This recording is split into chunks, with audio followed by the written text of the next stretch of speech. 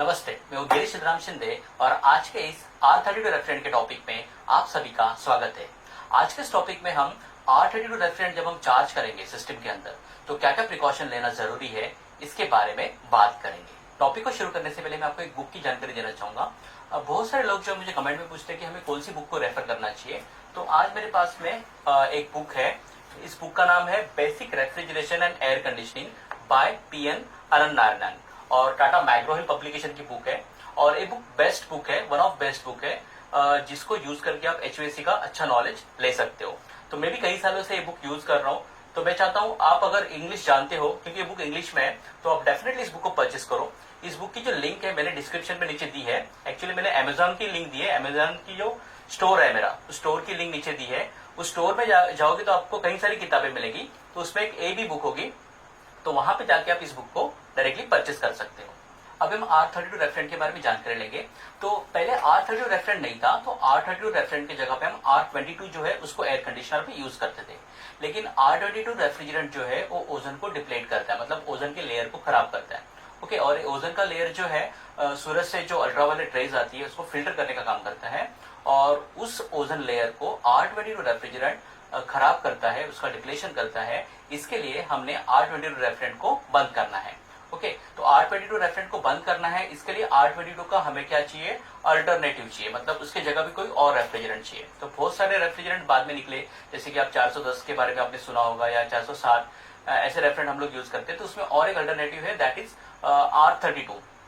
तो R32 जो है ये R22 का अल्टरनेटिव है। R22 रेफ्रिजरेंट ओजन का डिप्लेशन करता था, और इसके लिए इसको हटाया गया या हटाया जा रहा है, और उसके जगह पे हम नए रेफ्रिजरेंट यूज कर रहे हैं। उस नए रेफ्रिजरेंट में एक रेफ्रिजरेंट है R32। अब ये जो R22 रेफ्रिजरेंट था उसका कुछ ओजन डिप्लेशन पोटेंशियल था। तो अब जो नया रेफ्रिजरेंट है जिसके हम R32 की बात कर रहे हैं, तो R32 जो है ओजन को डिप्लेट नहीं करता। इसके लिए हम R22 की जगह पे आज के तारीख में R32 को यूज करते हैं। लेकिन यूज करते वक्त में कुछ प्रिकॉशन लेना जरूरी है, क्योंकि R32 रेफ्रिजरेंट जो है वो स्लाइटली फ्लेमेबल, मतलब ये हल्का सा ज्वलनशील वायु है। R22 ज्वलनशील नहीं था, इसके लिए ज्यादा प्रिकॉशन लेने की जरूरत नहीं थी गैस चार्जिंग के वक्त में। लेकिन R32 जो रेफ्रिजरेंट है ये हल्का सा ज्वलनशील, मतलब आग पकड़ने वाला है, और इसके लिए इसके बारे में जानकारी होना बहुत जरूरी है। अब हम R32, R410A और R22 को कंपेयर करेंगे और देखेंगे तीनों में डिफरेंस क्या है। तो आप स्क्रीन पे देख सकते हो इनमें क्या क्या डिफरेंसेस है। अब हम R22, R410A और R22 में कंपैरिजन करेंगे। तो R32 जो रेफ्रिजरेंट है HFC कैटेगरी में आता है, 410A भी HFC कैटेगरी में आता है, और R22 HCFC कैटेगरी में आता था। आगे जाके हम बात करेंगे तो इसका अगर कंपोजिशन देखेंगे तो R32 जो रेफ्रिजरेंट है that is a single component, मतलब एक ही इसमें कंपोनेंट है, इसमें दो का मिक्सचर नहीं है। तो R32 सिंगल कंपोनेंट होता है। R410A जो है वो मिक्सचर है, और उसमें R32 और R125 का 50-50% मिक्सचर होता है। अगर हम R22 की बात करें तो R22 भी सिंगल सब्सटेंस होता है। अगर हम सक्शन प्रेशर की बात करें तो R32 का सक्शन प्रेशर 120 psig के आसपास होता है। R410A का जो सक्शन प्रेशर है 118 psig के आसपास होता है, और R22 का सक्शन प्रेशर 68 psig के आसपास होता है। तो अगर आप यहाँ पे देखोगे ध्यान से तो R32 और R410A का सक्शन प्रेशर सेम है, इसमें ज्यादा कुछ फर्क नहीं है। आगे डिस्चार्ज प्रेशर की बात करें तो R32 का डिस्चार्ज प्रेशर अप्रोक्सीमेटली 480 है, एक कम ज्यादा हो सकता है, और R410A का भी डिस्चार्ज प्रेशर अप्रोक्सीमेटली 480 psig है, और R22 का डिस्चार्ज प्रेशर 250 से लेके 300 psig के बीच में है। तो यहाँ पे भी अगर आप देखोगे तो R32 और R410A का जो डिस्चार्ज प्रेशर है वो नियरली सेम है। फिर अगर हम स्टैंडिंग प्रेशर की बात करें तो R32 का स्टैंडिंग प्रेशर 260 psig के आसपास होता है, R410A का भी स्टैंडिंग प्रेशर 260 psig के आसपास होता है, और R22 का स्टैंडिंग प्रेशर जो है 155-156 psig होता है। तो यहाँ पे भी स्टैंडिंग प्रेशर की अगर बात करें तो R32 और R410A का स्टैंडिंग प्रेशर नियरली सेम है। फिर अगर हम लोग उसका लुब्रिकेटिंग ऑयल या रेफ्रिजरेंट ऑयल जिसकी हम बात करेंगे, तो रेफ्रिजरेंट ऑयल भी अगर आप देखोगे तो R32 का रेफ्रिजरेंट ऑयल जो होता है सिंथेटिक ऑयल यूज करते हैं, 410A के लिए भी सिंथेटिक ऑयल जो है लुब्रिकेशन ऑयल यूज करते हैं, और R22 के लिए हम लोग मिनरल ऑयल यूज करते थे। आगे और एक टेबल आपको स्क्रीन पे दिखाई देगा, जिस टेबल में हम रेफ्रिजरेंट की प्रॉपर्टीज को यहाँ पे डिस्कस करेंगे या फिर कंपेयर करेंगे। तो हम लोग शुरुआत करते हैं फिर से। फर्स्ट आपका है R32, फिर है 410A, फिर है R22। तो बॉइलिंग टेम्परेचर या बॉइलिंग पॉइंट की अगर बात करें डिग्री सेल्सियस में, तो R32 का बॉइलिंग पॉइंट होता है -51.7 डिग्री सेल्सियस। R410A का बॉइलिंग पॉइंट होता है -51.5 डिग्री सेल्सियस और R22 का बॉइलिंग पॉइंट है -40.8 डिग्री सेल्सियस। यहाँ पे भी अगर आप कंपेयर करते हो तो R32 का बॉइलिंग पॉइंट और R410A का बॉइलिंग पॉइंट नियरली सेम है, उसमें ज्यादा फर्क नहीं है। फिर हम लोग बात करेंगे ओजोन डिप्लेशन पोटेंशियल। जैसे मैंने कहा कि ओजोन को डिप्लेट करता है R22 और इसके लिए हम इसको अभी यूज करना हमने इसको बंद कर दिया है। ओके, तो ozone depletion potential in refrigerant का क्या है? तो R32 बिल्कुल भी ओजोन को डिप्लेट नहीं करता, ओजोन लेयर को खराब नहीं करता, तो इसका ओजोन डिप्लेशन पोटेंशियल 0 है। R410A भी जो है ओजोन डिप्लेशन नहीं करता और इसके लिए इसका ओजोन डिप्लेशन पोटेंशियल 0 है। और इसी के कारण R32 और R410A रेफ्रिजरेंट को आज के तारीख में हम एयर कंडीशनर में यूज करते आ रहे हैं। और अगर हम बात करें R22 की, तो R22 जो रेफ्रिजरेंट है उसका ओजोन डिप्लेशन पोटेंशियल है 0.055। तो इसका ओजोन डिप्लेशन पोटेंशियल है और इसके लिए ओजोन को खराब करता है, ओजोन के लेयर को डैमेज करता है और इसके लिए आज की तारीख में हम R22 को यूज नहीं कर रहे हैं। अगर आप आगे जाके बात करेंगे ग्लोबल वार्मिंग की, ग्लोबल वार्मिंग पोटेंशियल, रेफ्रिजरेंट जो है हमारे वो ग्लोबल वार्मिंग भी करते हैं, मतलब टेम्परेचर बढ़ाते हैं पृथ्वी का। तो अगर हम R32 की बात करें तो R32 675 जो है उसका ग्लोबल वार्मिंग पोटेंशियल है। R410A का ग्लोबल वार्मिंग पोटेंशियल अगर हम देखते हैं तो दैट इज 2090 जो है इसका ग्लोबल वार्मिंग पोटेंशियल है। और अगर हम R22 की बात करें तो उसका ग्लोबल वार्मिंग पोटेंशियल है 1810। तो इसको तीनों को अगर आप कंपेयर करोगे तो आपको R32 का जो ग्लोबल वार्मिंग पोटेंशियल है कम मिलेगा, दैट इज 675 ओनली। 675 खाली क्या है उसका ग्लोबल वार्मिंग पोटेंशियल है। तो अगर आप देखने जाएंगे तो ओजोन डिप्लेशन तो बिल्कुल भी नहीं करता, ग्लोबल वार्मिंग बाकी रेफ्रिजरेंट के कंपैरेटिवली काफी कम ग्लोबल वार्मिंग एक करता है। फिर अगर हम बात करेंगे फ्लेमेबिलिटी, मतलब इसका फ्लेमेबल एयर रेफ्रिजरेंट है, मतलब एक थोड़ा सा आग पकड़ने वाला है। तो जैसे मैंने पहले भी बताया, ये जो है स्लाइटली फ्लेमेबल इसको कहा गया है। इसको A2L कैटेगरी में इसको एक डिवाइड किया गया है, मतलब ये जो है इसकी कैटेगरी जो होती है फ्लेमेबल कैटेगरी होती है, उसमें A2L कैटेगरी में आता है और इसको हम कहेंगे स्लाइटली फ्लेमेबल गैस। तो R32 रेफ्रिजरेंट जो है वो स्लाइटली फ्लेमेबल गैस है और इसकी कैटेगरी है A2L। और R410A की अगर बात करें तो ये फ्लेमेबल नहीं है, ये आग नहीं पकड़ता। और R22 की बात करें तो ये भी नॉन फ्लेमेबल है, मतलब ये भी आग नहीं पकड़ता और इनकी कैटेगरी A1 है। ओके, और टॉक्सिसिटी मतलब जहरीला गैस है क्या? तो R32 नहीं है, टॉक्सिक नहीं है, R410A भी टॉक्सिक नहीं है और R22 भी टॉक्सिक यानी जहरीला नहीं है। तो अगर हम ओवरऑल देखने जाएंगे तो सिर्फ R32 जो है दैट इज स्लाइटली फ्लेमेबल, हल्का सा आग पकड़ने वाला है और इसलिए R32 के बारे में कुछ प्रिकॉशन लेना हमें जरूरी होता है। अभी हम देखेंगे R32 जो रेफ्रिजरेंट है उसको चार्जिंग करते वक्त में क्या क्या ध्यान देना जरूरी है। तो सबसे पहला पॉइंट होता है R32 जैसे जो रेफ्रिजरेंट है वो रेफ्रिजरेंट जो है हवा से हैवी होते हैं, मतलब उनकी डेंसिटी ज्यादा होती है। तो ऐसे वक्त में क्या होता है, ये जो गैसेस है ना जब लीक होते हैं तो नीचे बैठ जाते हैं। नॉर्मली गैसेस क्या होते हैं, नॉर्मली गैसेस हवा से हल्के होते हैं, तो वो जो गैसेस लीक हो जाए तो ऊपर निकल जाते हैं। लेकिन R32 के बारे में ऐसा नहीं होता। तो R32 रेफ्रिजरेंट जो है लीक होने के बाद में उसकी टेंडेंसी है कि नीचे बैठ जाता है। जब भी रेफ्रिजरेंट नीचे बैठ जाता है तो वहां से हवा को अलग हटा देता है वो। ओके, तो हवा अगर हट जाएगी और उसकी जगह पे अगर R32 आ जाएगा तो हमें वहां पे घुटन हो सकती है। ओके, तो आपको हमेशा ध्यान रखना है अगर आप R32 की चार्जिंग कर रहे हो तो कभी भी बंद कमरे में आपको R32 की चार्जिंग नहीं करनी है, क्योंकि बंद कमरे में क्या हो जाएगा, लीक हो गया गैस तो पूरा फैल जाएगा वहां पे और उसको बाहर निकलने के लिए जगह नहीं रहेगी, वहां पे ऑक्सीजन कम रहेगा और शायद वहां पे हमें चक्कर आ सकते हैं, घुटन हो सकती है।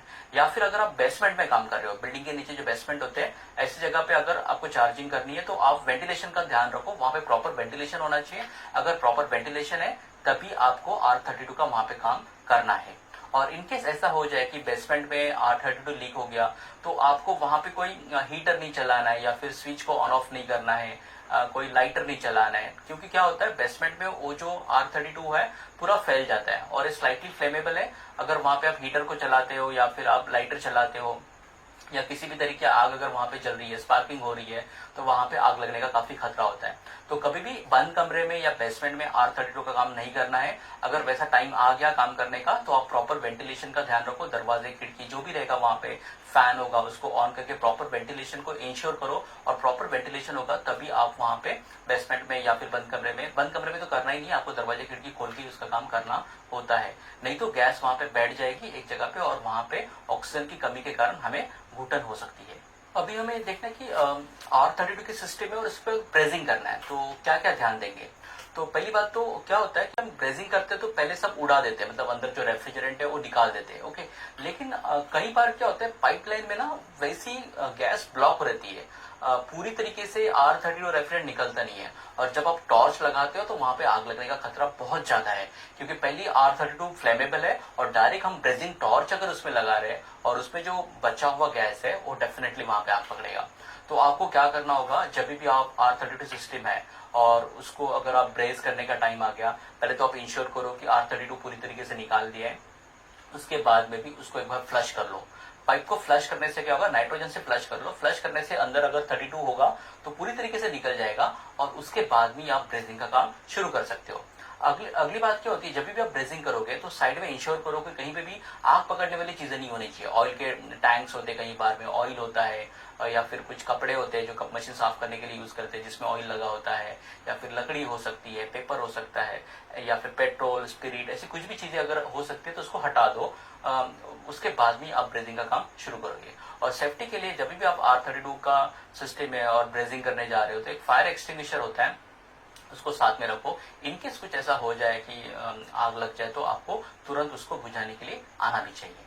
R32 के साथ में ब्रेजिंग करते वक्त में आपको और एक चीज का ध्यान देना होता है कि जब भी आप ब्रेजिंग करोगे तो आपको वहां पे प्रॉपर वेंटिलेशन को इंश्योर करना होगा, मतलब वहां पे जो है खुली हवा होनी चाहिए।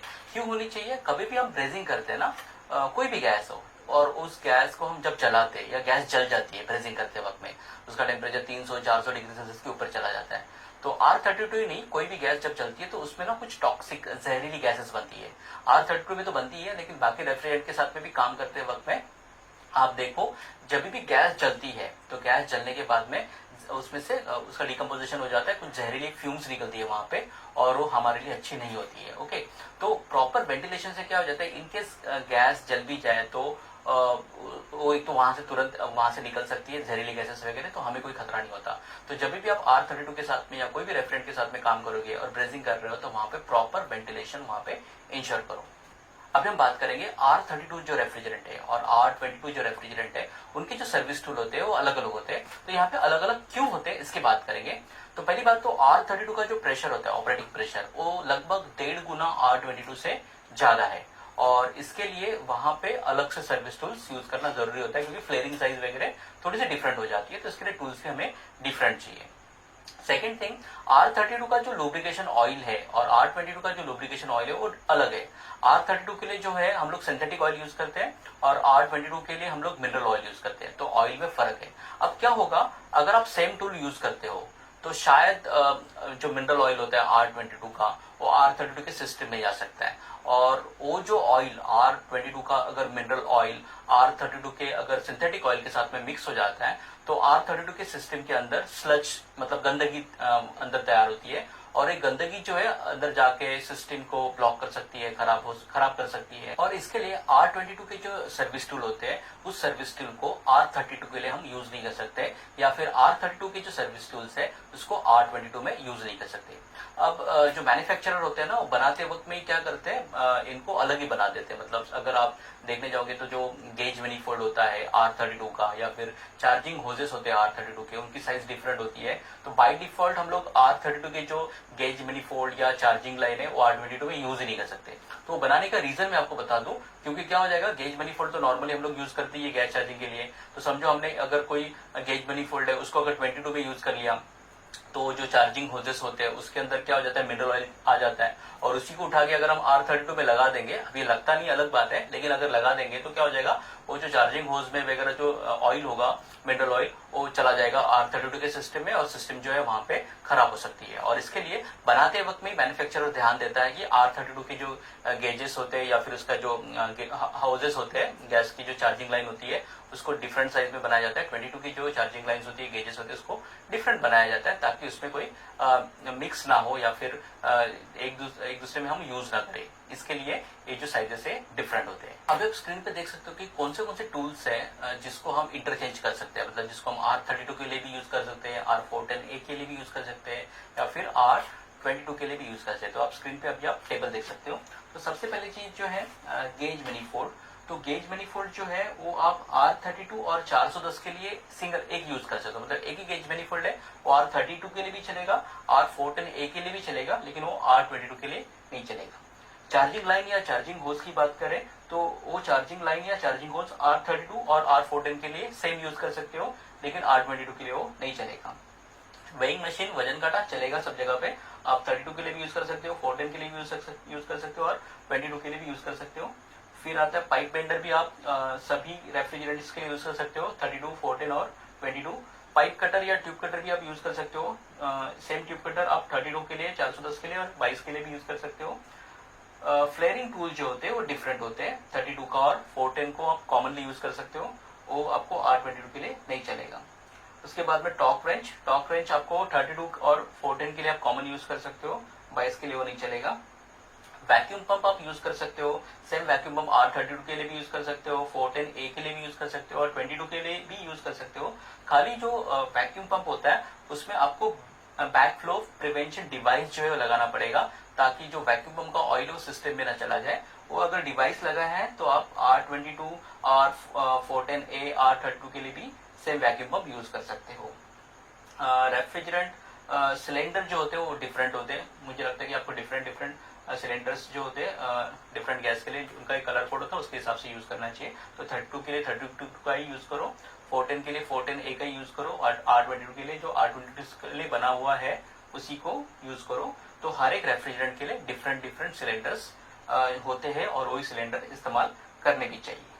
Thank you for watching this video. अगर आपको वीडियो अच्छा लगा तो वीडियो को लाइक और शेयर कीजिए और चैनल पर नए हो तो चैनल को सब्सक्राइब कीजिए। हम जल्द मिलेंगे एक नई वीडियो के साथ में, तब तक के लिए गुड बाय।